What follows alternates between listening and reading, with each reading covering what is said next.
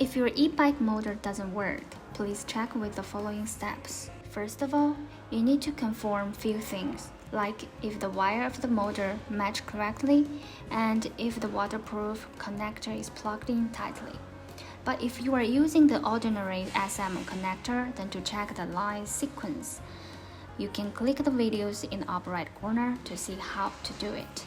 Then turn on the battery to see if there is enough power to make the motor running. If the battery power is enough, then turn on the display. If it cannot be turned on, you can test the voltage of the battery. For a detailed battery test, click the link in the upper right corner.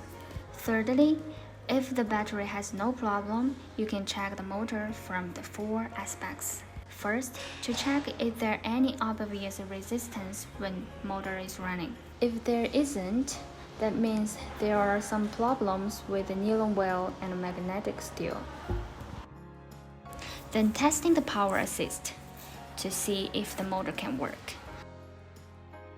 Third, press and hold the down button of the display for 5 seconds to turn on the boost function to see if the motor can work.